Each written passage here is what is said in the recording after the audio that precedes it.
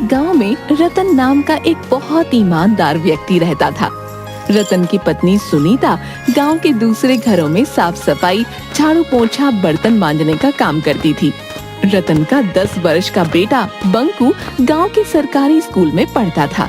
एक शाम की बात है, रतन काम से थका हारा अपने घर पर आया ही था कि तभी उसकी पत्नी सुनीता रतन से बोली, मैं आपका ही इंतजार कर रही थी। क्या हुआ? सब कुछ ठीक तो है? आज तुम्हारा चेहरा क्यों उतरा हुआ है? बात ही कुछ ऐसी है, बंकू को आज प्रिंसिपल ने धमकी दी है कि अगर कल तक स्कूल की फीस जमा नहीं कराई गई तो स्कूल से बंकू को निकाल दिया जाएगा। नाम काट देंगे इसका। ऐसे कैसे काट देंगे? ये स्कूल प्रिंसिपल की कोई जागीर थोड़ी ना है। अरे सरकारी स्कूल है। इस बात को तो मैं भी जानती हूँ, लेकिन आप ही बताओ ना, आपने बंकू की फीस कितने महीने से जमा नहीं की? सुनीता की बात सुनकर रतन उदास होकर गहरी सोच में डूबते हुए बोला, बात तो तुम सही कह रही हो। बंकू की फीस हमने पिछले 6 महीने से जमा नहीं की। इसमें प्रिंसिपल का कोई दोष नहीं, सारा दोष मेरा है। मेरी एक बात समझ में ये नहीं आती, हमारे पास 5 बीघा उपजाऊ जमीन है, फिर भी आप दूसरों के खेतों में काम करते रहते हैं और उसके बदले आपको आखिर मिलता ही क्या है? अगर मैं दूसरों के घर में बर्तन ना मांजूं तो हमारे घर का खर्चा चलना भी मुश्किल हो जाएगा। मैं क्या करूं सुनीता? तुम अच्छी तरह से जानती हो कि हमारी 5 बीघा जमीन चतुर सिंह के यहाँ पर गिरवी पड़ी हुई है। पिताजी ने सेठ जी से जो 2 लाख रुपए का कर्जा लिया था वो उसे चुका नहीं पाए और स्वर्ग सिधार गए। और रही बात मेरी, तो तुम तो जानती हो कि मैं मुश्किल से कितना कमा पाता हूँ। मैं आपकी सारी बात समझती हूँ, लेकिन कुछ ना कुछ तो करना ही पड़ेगा ना। अगर ऐसे ही चलता रहा तो मुझे लगता है हमारे इससे भी बुरे दिन शुरू हो जाएंगे। तुम चिंता मत करो सुनीता, मैं कोई ना कोई इंतजाम करता हूँ। इतना कहकर रतन चारपाई पर लेटकर गहरी सोच में डूब गया। रतन रात भर यही सोचता रहा कि आखिर ऐसा कौन सा काम किया जाए जिससे उसकी गरीबी दूर हो जाए। अगले दिन रतन अपने चतुर सिंह की हवेली में पहुंच गया। रतन चतुर सिंह की हवेली में अपने ही खेतों में काम किया करता था, जो कि चतुर सिंह के कब्जे में थे। रतन को हवेली में देखकर चतुर सिंह बुरी तरह से चौंक गया। क्या बात है रतन, आज तुम खेत में काम पर नहीं गए? सुबह सुबह यहाँ क्यों चले आए भाई? आप तो जानते हैं सेठ जी कि मेरा परिवार गरीबी की किस कगार पर खड़ा है और कल तो हद हो गई। क्यों भाई, कल ऐसा क्या हो गया जो तुम्हारे पैर हमारी हवेली तक आने के लिए मजबूर हो गए? अब कल स्कूल वालों ने मेरे बेटे बंकू को स्कूल से वापस कर दिया, ये बोलकर कि जब तक मैं उनकी पूरी फीस नहीं चुका देता तब तक बंकू स्कूल में नहीं पढ़ सकता। और यहाँ तक कि उन्होंने ये तक बोल दिया कि अगर कुछ दिनों के अंदर मैंने उनकी फीस नहीं चुकाई तो वो मेरे बेटे का नाम काट देंगे। तो इसमें हैरानी की क्या बात है? क्या तुम्हें पता नहीं कि गरीबों को अपने बच्चों को पढ़ाने का कोई अधिकार नहीं? अरे भाई, अपने बेटे से कहो कि तुम्हारे साथ मिलकर वो तुम्हारे काम में हाथ बटाए। अरे तुम ही सोचो, स्कूल में पढ़ाई करके उसे आखिर क्या मिलेगा? वैसे भी पढ़ लिख कर किसी की नौकरी तो लगती नहीं है। तुम्हारे साथ कुछ काम करेगा तो तुम्हें कुछ ना कुछ कमा कर ही देगा। ये कैसी बातें कर रहे हैं सेठ जी? आप चाहते हैं कि मैं अपने बच्चे की पढ़ाई छुड़वा दूं और उसे अपनी ही तरह अनपढ़ रहने दूं? अनपढ़ होना बुरी बात नहीं है रतन, गरीब होना बुरी बात है।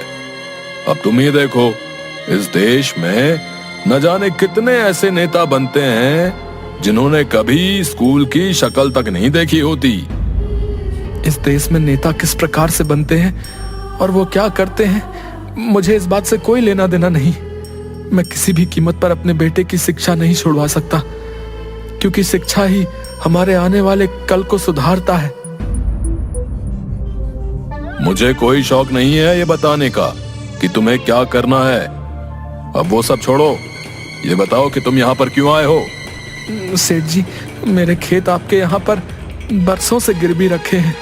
मुझे अपने खेत होते हुए भी अपने ही खेतों में नौकरी करनी पड़ रही है, और उसके बदले आप मुझे देते क्या हैं? मेरे खेत में जितने भी नौकर काम करते हैं उससे अधिक ही तुम्हें देता हूँ। अब तुम क्या चाहते हो? मैं आपसे ज्यादा कुछ नहीं चाहता सेठ जी। मैं बस ये चाहता हूँ कि मेरी पगार थोड़ी सी बढ़ा दी जाए, और उस पगार में से थोड़े से पैसे मुझे अभी दे दिए जाए, ताकि मैं बंकू की स्कूल की फीस जमा करा सकूं। रतन की बात सुनकर चतुर सिंह जोर जोर से हंसते हुए बोला, लगता है तुम्हारा दिमाग खराब हो गया रतन, हैं? तुम शायद भूल गए हो कि तुम्हारे पिताजी ने मुझसे 2 लाख का कर्जा लिया था। 2 लाख का। जी, मुझे अच्छी तरह से याद है सेठ जी, और उस कर्ज को चुकाते चुकाते मुझे 20 बरस से अधिक हो गए हैं। मैं 15 साल का था जब से मैं अपने ही खेतों में दिन रात कोल्हू के बैल की तरह जुता रहता हूँ, लेकिन ना के बराबर आपसे पगार लेता हूँ। उसके बावजूद भी आपके 2 लाख रुपए खत्म होने का नाम ही नहीं ले रहे। तुम जितना काम करते हो उतना तुम ले जाते हो, और रहा सवाल तुम्हारे खेत का, तो तुम्हारे पिताजी ने 2 लाख रुपए मुझसे उधार लिए थे, जो ब्याज मिलाकर आज की तारीख में कम से कम 10 लाख रुपए होते हैं। 10 लाख रुपए मुझे दे दो और अपने खेत वापस ले लो। उसके बाद अपनी मर्जी के मुताबिक अपने खेत में हल चलाना और फसल बोना। मैं तुमसे कोई सवाल नहीं करने वाला। तो क्या आप मेरी पगार नहीं बढ़ाएंगे सेठ जी? मैं बहुत मजबूरी में आपके पास आया हूँ। जिससे तुम मजबूरी कहते हो, हमारी भाषा में उसे बगावत कहते हैं, बगावत। और मैं बागियों की बात नहीं मानता, और ना ही उन्हें काम पर रखता हूं। अब सुनो तुम, अब से तुम्हें काम पर आने की कोई भी जरूरत नहीं है। जाओ जाओ जाओ जाओ, अब तुम जा सकते हो यहां से, जाओ। रतन मुंह लटकाकर घर चला आया, जहां पर उसका पड़ोसी बिरजू पहले से ही उसका इंतजार कर रहा था। बिरजू भी चतुर सिंह की हवेली में ही काम किया करता था। रतन को उदास देखकर बिरजू मुस्कुराता हुआ बोला, मैं जानता था कि चतुर सिंह तुम्हारी पगार नहीं बढ़ाएगा और तुम्हें काम से भी निकाल देगा। तुम्हारे चेहरे की मायूसी बता रही है कि तुम्हारे साथ कुछ ऐसा ही हुआ है। तुमने बिल्कुल सही कहा बिरजू। मैंने चतुर सिंह के यहाँ पर 20 साल लगातार कितनी मेहनत और ईमानदारी से काम किया। आज जब मैंने अपनी पगार में कुछ रुपए बढ़ाने की बात की, तो उसने मुझे काम से ही निकाल दिया। और तो और, जो मेरे पिताजी ने 2 लाख रुपए जो कर्ज लिए थे, वो अब 10 लाख रुपए में परिवर्तित हो गए। बताओ। अरे मैंने तुमसे पहले भी कहा था और अब भी कह रहा हूँ कि मैं जानता हूँ कि चतुर सिंह अपनी तिजोरी कहाँ रखता है, और तो और मैं ये भी जानता हूँ कि उस तिजोरी की चाबी कहाँ है। लेकिन तुम मेरा साथ देने के लिए कभी तैयार ही नहीं होते यार। मेरा जवाब तुम्हारे लिए कल भी ना था और आज भी ना है। मैं चोर नहीं हूँ। अरे राजा हरिश्चंद्र बनकर तुम्हें आखिर मिलेगा क्या है? तुम खुद ही देखो, उस सेठ ने तुम्हारी पगार बढ़ाने से मना कर दिया, और तो और तुम्हें काम से भी निकाल दिया। उसके बाद भी तुम ऐसी बातें कर रहे हो है बे? हाँ, अगर उसने मुझे काम से बाहर निकाल दिया तो ये उसका स्वभाव है भाई। मैं उसके स्वभाव की वजह से चोर नहीं बन सकता। मुझे अपनी ईमानदारी पर पूरा भरोसा है। एक ना एक दिन मेरे दिन जरूर बदलेंगे भाई। रतन की बात सुनकर बिरजू क्रोधित होते हुए रतन की ओर देखकर बोला, हाँ जरूर बदलेंगे रतन, जरूर बदलेंगे, लेकिन सिर्फ सपनों में। इतना कहकर बिरजू वहां से चला गया। बिरजू के जाते ही रतन की पत्नी सुनीता रतन से बोली, पहले तो मुझे बिरजू के ऊपर बहुत क्रोध आता था, लेकिन जिस तरह से आज उस सेठ ने तुम्हें काम से निकाल दिया, अब तो मुझे बिरजू की बात सही लग रही है। तुम्हें बिरजू का साथ देना चाहिए। ये तुम कैसी बातें कर रही हो सुनीता? तुम जानती हो, ये बिरजू मुझे चतुर सिंह के घर पर चोरी करने को बोल रहा है। क्या मैं तुम्हें चोर दिखता हूँ? चतुर सिंह एक नंबर का पापी है। पापियों के घर पर चोरी करने में क्या शर्माना। तुम्हारे हाथ में कुछ पैसे आ जाएंगे तो हमारे दिन वक्त अच्छे हो जाएंगे। ईश्वर पर भरोसा रखो सुनीता, और याद रखना मैं चोरी नहीं करूंगा। हाँ। रतन की बात सुनकर रतन की पत्नी सुनीता चुप हो गई। कुछ दिन के बाद रतन के बुरे दिन शुरू हो गए। रतन ने पूरे गांव में हर किसी से काम मांगा, मगर उसे काम नहीं मिला।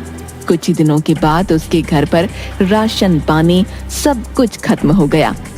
रतन और उसके परिवार की भूखे मरने की नौबत आ गई। एक दिन रतन की पत्नी सुनीता रतन को 3 रुपये देती हुई बोली, ये लीजिए, मेरे पास सिर्फ यही 3 रुपए बचे हैं।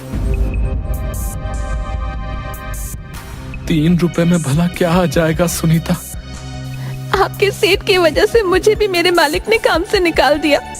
ये 3 रुपए ही बचे हैं मेरे पास। आपके पास तो आपकी ईमानदारी के अलावा कुछ है ही नहीं। जाइए और शाम के समय खाली हाथ मत आइएगा। रतन उदास होकर अपने घर से चल दिया और एक पेड़ के नीचे बैठकर अपनी गरीबी के बारे में सोचते हुए फूट फूट कर रोने लगा। तभी एक बुजुर्ग व्यक्ति हाथों में लाठी थामे रतन के पास आकर बोले, कौन हो तुम और क्यों रो रहे हो? मैं बहुत परेशान हूँ बाबा। अभी मेरा बातचीत करने का बिल्कुल भी मन नहीं है। अरे, बातचीत करने से मन हल्का हो जाता है बेटा। मुझे अपनी समस्या बताओ, हो सकता है कि मैं तुम्हारी कुछ मदद कर सकूं। रतन रोते हुए अपने घर के सारे हालात उस बुजुर्ग व्यक्ति को बताने लगा। तुम्हारी समस्या का एक हल है मेरे पास। मैं एक ऐसे बाजार के बारे में जानता हूं जो चोर बाजार के नाम से प्रसिद्ध है, जहां पर एक से एक महंगी वस्तु बहुत सस्ते दामों में मिलती है। तुम्हारे 3 रुपए से तुम बहुत कुछ ला सकते हो। लेकिन बाबा, मैं चोरी के सख्त खिलाफ हूँ और आप मुझे चोर बाजार जाने की बोल रहे हैं। बेटा, उसका नाम चोर बाजार है, लेकिन वहां पर चोरी की वस्तुएं नहीं मिलती। ये तो बस एक मुहावरा होता है। उस बुजुर्ग व्यक्ति ने रतन को एक जंगल का पता दिया। लेकिन बाबा, वहां तो घना जंगल है। कुछ खास चोर बाजार अक्सर घने जंगलों में ही लगते हैं बेटा। रतन धीमे धीमे कदमों से उस जंगल की ओर चल दिया। कुछ दूर जाकर उसे एक जंगल में बाजार लगा नजर आया, जहां पर एक से एक आधुनिक वस्तु लेकर पुरानी वस्तुएं तक बिक रही थीं। उस चोर बाजार में खाने पीने की वस्तुओं से लेकर हवाई जहाज तक मौजूद था। ये देखकर रतन की आश्चर्य से आंखें फटी की फटी रह गईं। तभी रतन की नजर दाल चावल की दुकान पर पड़ी। रतन वहां पहुंचते ही झिझकते हुए उस दुकानदार से बोला, भैया, ये आटे की बोरी और दाल की बोरी कितने किलो की है? भैया, ये आटे की बोरी जो है 25 किलो की, और ये दाल की बोरी भी 25 किलो की है। मेरे पास तो केवल 3 रुपए हैं, लेकिन बाबा ने कहा था कि यहाँ पर बहुत सस्ती वस्तुएं मिलती हैं। रतन को सोचते देख वो दुकानदार रतन से बोला, क्या हो गया भैया, किस सोच में पड़ गए? ये आटे और दाल की बोरी मुझे कितने में मिल जाएगी? अरे भैया, केवल 1 रुपए में। ये सुनकर रतन बुरी तरह से दंग रह गया। कहीं आप मजाक तो नहीं कर रहे? अरे भैया, मुझे लग रहा है कि आप यहाँ पर नए हो। रतन ने उसे 1 रुपया दे दिया और बोरी घर पर उठाकर ले आया। अरे, आपके पास तो कल 3 रुपये थे। क्या आप किसी से पैसे उधार लेकर आए हो क्या? पागल हो गई हो क्या? मुझ जैसे गरीबों को कौन भला पैसे उधार देगा? इतना बोलकर रतन ने सारी बात अपनी पत्नी सुनीता को बता दी। अगर ऐसी बात है तो फिर से आप उस चोर बाजार से वस्तुएं लाकर कोई व्यापार क्यों नहीं शुरू करते? लेकिन अब मेरे पास केवल 1 रुपया ही बचा है। कोई बात नहीं, आपने कहा कि उस बाजार में 1 रुपये में कोई भी महंगी वस्तु मिल जाती है। आप 1 रुपये की कोई भी महंगी वस्तु ले लीजिए और उसे बेच दीजिए। फिर अगले दिन आपको जो मुनाफा हो उससे और अधिक सामान ले आइए। रतन को अपनी पत्नी की बात पसंद आई। अगले दिन रतन चोर बाजार में पहुंच गया। वो सीधा एक कंप्यूटर की दुकान पर पहुंचा और एक महंगा कंप्यूटर 1 रुपये में खरीद कर लिए आया और गांव में बेच दिया। रतन को उस कंप्यूटर से पूरे 20,000 रुपए का मुनाफा हुआ। उसके बाद ऐसा रोज होने लगा। रतन कुछ ही दिनों में देखते ही देखते रतन के दिन बदल गए। अब बंकू सरकारी स्कूल में नहीं बल्कि एक महंगे प्राइवेट स्कूल में पढ़ने लगा और रतन के टूटे फूटे घर की जगह एक बहुत बड़ा आलीशान मकान बन गया। कुछ महीनों बाद रतन सीधा सेठ के पास पहुंचा। सेठ जी, ये लीजिए 10 लाख रुपए। वो सब तो सही है रतन, लेकिन मेरी समझ में नहीं आता कि आखिर तुम इतने पैसे ले कहां से आए। सेठ जी, आपको अपने कर्ज से मतलब है। इससे आपको कोई मतलब नहीं कि मैं ये पैसे कहां से लेकर आया। बाकी पूरा गांव जानता है कि मैं एक ईमानदार हूँ, कोई भी गलत कार्य नहीं कर सकता। रतन का टका सा जवाब सुनकर सेठ अपने दांत पीस कर रह गया। वो चाहकर भी अब कुछ नहीं बोल सकता था, क्योंकि रतन अब उसकी बराबरी तक पहुंच गया था। रतन ने अपने पिता की जमीन छुड़ा ली। इसका पीछा करना पड़ेगा। सुना है ये अक्सर जंगलों में जाता रहता है। अगले दिन सेठ रतन का चुपके चुपके पीछा करने लगा। सेठ ने देखा कि रतन एक जंगल में जाकर रुक गया और जंगल के पेड़ों में से अकेले अकेले बातें करने लगा। ये देखकर सेठ बुरी तरह से डरते हुए अपने आप से बोला, लगता है कि इसे पता लग गया है कि मैं इसका पीछा कर रहा हूँ। सेठ चुपचाप मन महसूस कर अपने घर आ गया। कुछ दिन बाद उसने रतन का पीछा करने का विचार त्याग दिया। कुछ दिन बाद सुनीता अपने पति रतन से बोली, मैं भी उस बाजार को एक बार देखना चाहती हूँ। अरे, ये भी कोई पूछने की बात है। चलो, तुम तैयार हो जाओ। आज मैं तुम्हें अपने साथ उस चोर बाजार में लेकर जाऊंगा। सुनीता तैयार होकर रतन के साथ सीधा उस जंगल में चली गई, जहाँ पर वो चोर बाजार लगा करता था। मगर सामने का दृश्य देखकर रतन बुरी तरह से चौंक गया, क्योंकि वहाँ पर चोर बाजार का कोई नामो निशान मौजूद नहीं था। यहाँ तो कुछ भी नहीं है। अब मेरी बात का विश्वास करो सुनीता, यहीं पर ही चोर बाजार लगा करता था।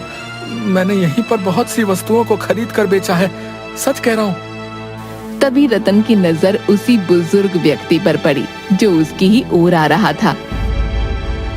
अरे बाबा, आप तो वही हैं जिसने मुझे इस चोर बाजार का पता बताया था। वो चोर बाजार कहाँ गया? वो एक बहुत ही खास चोर बाजार था बेटा। अब तुम धनवान हो चुके हो। अब तुम्हें उस चोर बाजार की कोई आवश्यकता नहीं। अब वो चोर बाजार यहाँ से हटकर कहीं और लग चुका है, क्योंकि वो चोर बाजार कभी भी एक जगह नहीं टिकता।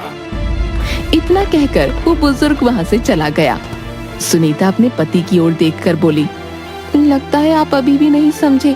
वो चोर बाजार असल में एक मायावी चोर बाजार था। ईश्वर ने आपकी ईमानदारी से प्रसन्न होकर शायद आपके ऊपर ये उपकार किया है। अब मुझे आपकी ईमानदारी पर गर्व हो रहा है। शायद तुम सही कहती हो। रतन अपनी पत्नी के साथ घर पर चला गया। वो आज भी सोचता है कि आखिर आज वो चोर बाजार कहाँ पर लगा होगा।